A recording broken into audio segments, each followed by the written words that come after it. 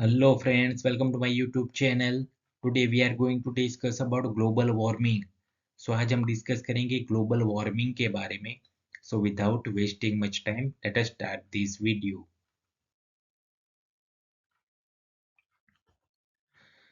Global warming is the rapid increase in the Earth's average temperature over recent decade. Global warming हाल के दशकों में पृथ्वी के औसत तापमान में तेजी से वृद्धि है. Global warming is not a national but a global problem. Global warming राष्ट्रीय नहीं बल्कि वैश्विक समस्या है.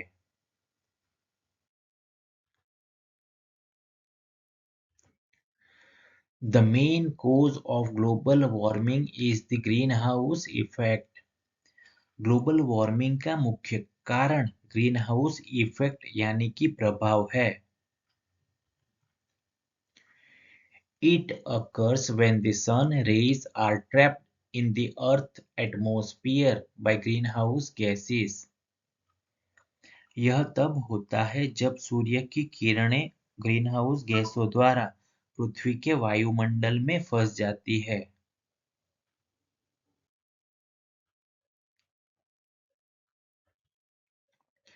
Greenhouse gases are emitted when fossil fuels like coal, oil and natural gas are burned.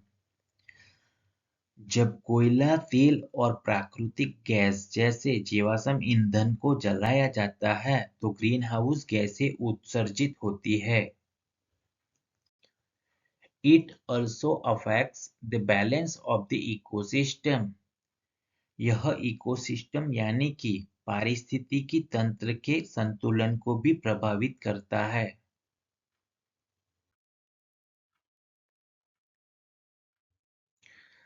Global warming will bring disaster for us.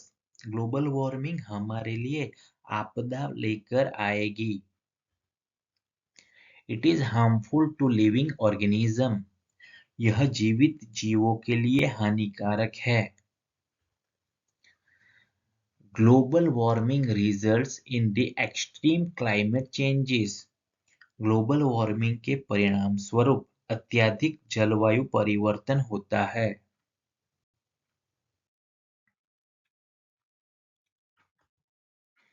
Industries emitting CO2 as byproduct add to global warming.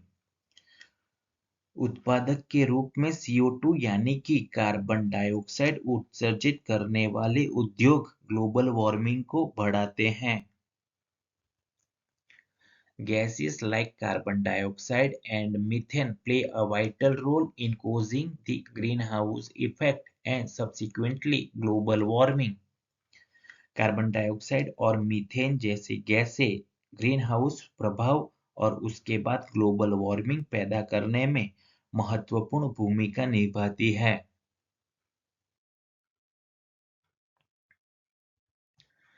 The unsustainable use of natural resources is also a reason for global warming.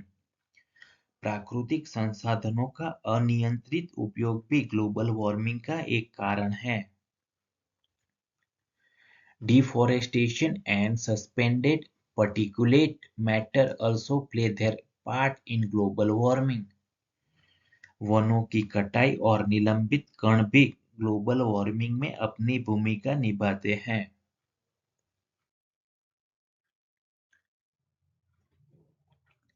Global warming has led to extreme weather conditions including droughts and flood.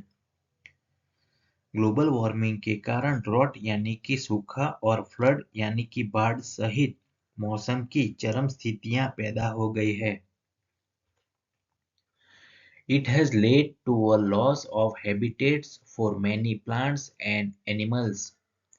इससे कई पौधों और जानवरों के आवास नष्ट हो गए हैं.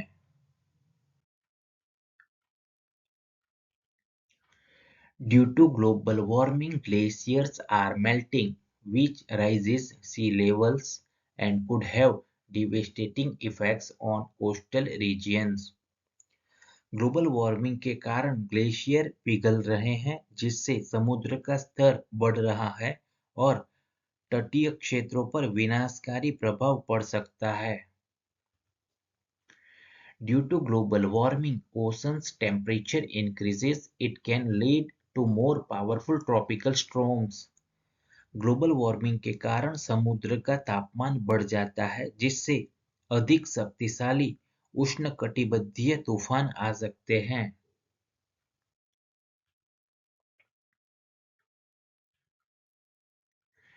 We need to understand that every activity that harms nature supports global warming.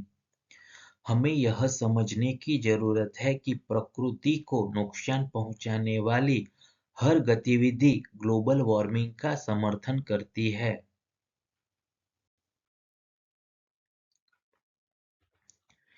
We can tackle global warming following these ways. हम इन तरीकों से ग्लोबल वार्मिंग से निपट सकते हैं। Reducing the use of fossil fuels like coal, oil, etc. कोयला, oil यानी कि तेल आदि जैसे जीवाश्म ईंधन का उपयोग कम करना। एनकरेज फॉर मोर फार्मिंग, अधिक खेती के लिए प्रोत्साहित करना। टू प्लांट मोर ट्रीज, अधिक से अधिक पेड़ लगाना। Improving the fuel efficiency of vehicles, वाहनों की ईंधन दक्षता में सुधार करना। Please like, comment, share and subscribe to my channel. Thank you.